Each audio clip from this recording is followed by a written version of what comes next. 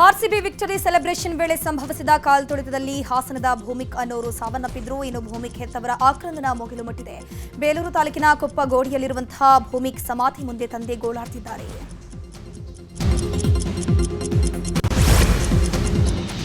ಇನ್ನೊಂದು ಕಡೆ ಆರ್ಸಿಬಿ ವಿಜಯೋತ್ಸವದಲ್ಲಿ ಸಂಭವಿಸಿದ ಕಾಲ್ತುಳಿತದಲ್ಲಿ ಮಂಡ್ಯ ಮೂಲದ ಪೂರ್ಣಚಂದ್ರ ಅನ್ನೋರು ಸಾವನ್ನಪ್ಪಿದ್ರು. ಮೃತ ಪೂರ್ಣಚಂದ್ರ ಮನೆಯಲ್ಲಿ ನೀರವ ಮೌನ ಆವರಿಸದೆ ಮಗನನ್ನ ಕಳ್ಕೊಂಡ ಕುಟುಂಬ ಕಣ್ಣೀರಲ್ಲಿ ಕೈ ತೊಳಿತಾ ಇದೆ. ತಮ್ಮ ಮಗನ ಸಾವಿಗೆ ಸರ್ಕಾರವೇ ನೇರ ಕಾರಣ ಅಂತ ಮೃತ ಪೂರ್ಣಚಂದ್ರ ತಂದೆ ಆಕ್ರೋಶ ಹೊರಹಾಕಿದ್ದಾರೆ. ಇನ್ನು ಕೆಲವೇ ತಿಂಗಳಲ್ಲಿ ಪೂರ್ಣಚಂದ್ರಗೆ ಮದುವೆ ಮಾಡಿಸುವ ನಿರ್ಧಾರವನ್ನು ಮಾಡಿದ್ವಿ ಅಂತ ಪೂರ್ಣಚಂದ್ರ ತಂದೆ ಕಣ್ಣೀರಿಡುತ್ತಿದ್ದಾರೆ.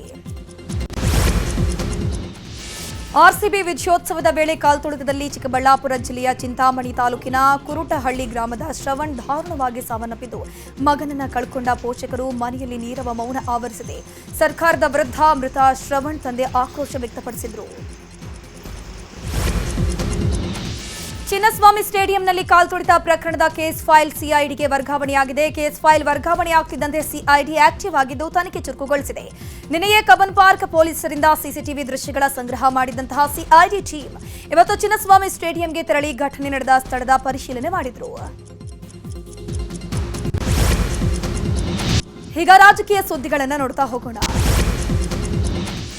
ಇನ್ನು ವಿಜಯೋತ್ಸವದ ದಿನ ಡಿಸಿಎಂ ಡಿಕೆ ಶಿವಕುಮಾರ್ ನಡೆದುಕೊಂಡಿದ್ದಂತಹ ರೀತಿಗೆ ಸಿಎಂ ಬೇಸರ ವ್ಯಕ್ತಪಡಿಸಿದ್ದಾರೆ ಎನ್ನಲಾಗಿದೆ.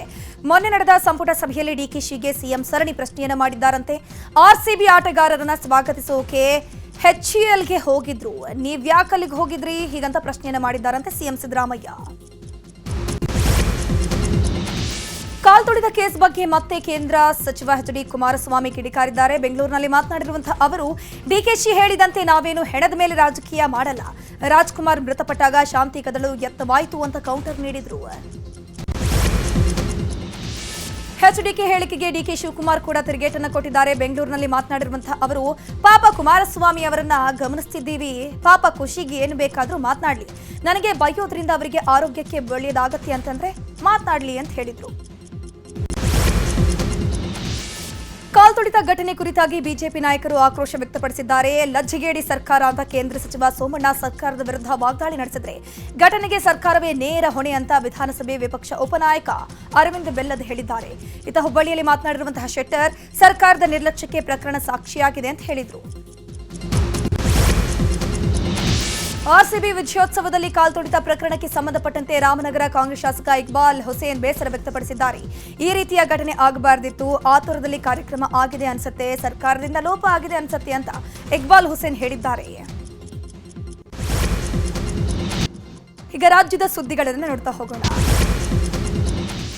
ಐಪಿಎಲ್ ಕಾಲ್ತುಳಿತ ಪ್ರಕರಣ ಸಂಬಂಧ ಬಿ ದಯಾನಂದ್ ಅವರನ್ನು ಅಮಾನತು ಮಾಡಲಾಗಿತ್ತು. ಈ ಬಗ್ಗೆ ವಿಜಯನಗರದಲ್ಲಿ ಭಾರಿ ಆಕ್ರೋಶ ವ್ಯಕ್ತವಾಗಿದೆ. ಹೊಸಪೇಟೆಯಲ್ಲಿ ಮಾನವ ಸರಪಳಿ ಮಾಡಿ ವಾಲ್ಮೀಕಿ ಸಮುದಾಯದವರು ಪ್ರತಿಭಟನೆ ಮಾಡಿದ್ರು.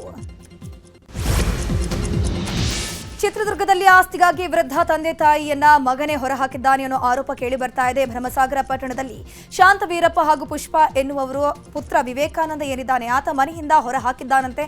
ನನ್ನ ಹೆಸರಿಗೆ ಮನೆ ಬರ್ಸ್ಕೊಟ್ರೆ ಮಾತ್ರ ನಾನು ಮನೆಯೊಳಗೆ ಕರೆಸ್ತೀನಿ ಅಂತ ವಿವೇಕಾನಂದ ಹೇಳಿದ್ದಾನಂತೆ.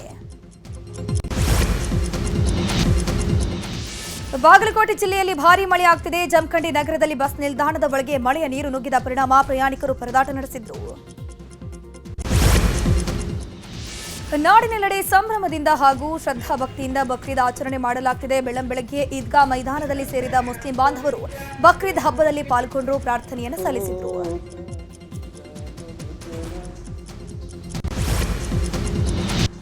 ಈಗ ಕ್ರೈಮ್ ಲೋಕದ ಸುದ್ದಿಗಳು. ಪತ್ನಿಯ ಅಕ್ರಮ ಸಂಬಂಧದಿಂದ ಕಂಗೆಟ್ಟಂತಹ ಪತಿ ಆಕೆಯ ರುಂಡವನ್ನ ಕಡಿದು ಅದನ್ನು ಠಾಣೆಗೆ ತಂದು ಶರಣಾಗಿದ್ದಾನೆ. ಬೆಂಗಳೂರು ಹೊರವಲಯದ ಚಂದಾಪುರ ಸಮೀಪದ ಹೀಲಲಿಗೆ ಗ್ರಾಮದಲ್ಲಿ ಘಟನೆ ನಡೆದಿದೆ. ಪತ್ನಿ ಕೊಂದ ಶಂಕರ್ನನ್ನ ಪೊಲೀಸರು ಅರೆಸ್ಟ್ ಮಾಡಿದ್ದಾರೆ. ಅತ್ಯಾಚಾರ ಪ್ರಕರಣದಲ್ಲಿ ಜೈಲು ಸೇರಿದ್ದ ಮಡೆನೂರು ಮನು ಪರಪ್ಪನ ಅಗ್ರಹಾರ ಜೈಲಿಂದ ರಿಲೀಸ್ ಆಗಿದ್ದಾನೆ. ಇನ್ನು ಇದೇ ವೇಳೆ ಮಾತನಾಡಿರುವಂತಹ ಮನು ವೈರಲ್ ಆಗಿದ್ದ ಆಡಿಯೋ ಕುರಿತು ಸ್ಪಷ್ಟನೆ ನೀಡಿದ್ದಾನೆ. ಹಾವೇರಿಯಲ್ಲಿ ಅಪ್ರಾಪ್ತೆ ಬಾಲಕಿ ಮೇಲೆ ಸರಣಿ ಅತ್ಯಾಚಾರ ಮಾಡಲಾಗಿದೆ. ಬಾಲಕಿಯ ಪ್ರೇಕರ ಸೇರಿ ದೊಡ್ಡಪ್ಪನ ಮಗನೂ ಅತ್ಯಾಚಾರ ಮಾಡಿದ್ದಾನೆ. ಇದೇ ಕೇಸ್ನಲ್ಲಿ ರಾಜ್ಯ ಪಂಚಾಯಿತಿ ಮಾಡೋಕೆ ಯತ್ನಿಸಿದ ಇಬ್ಬರ ಮೇಲೂ ಎಫ್ಐಆರ್ ದಾಖಲಾಗಿದೆ.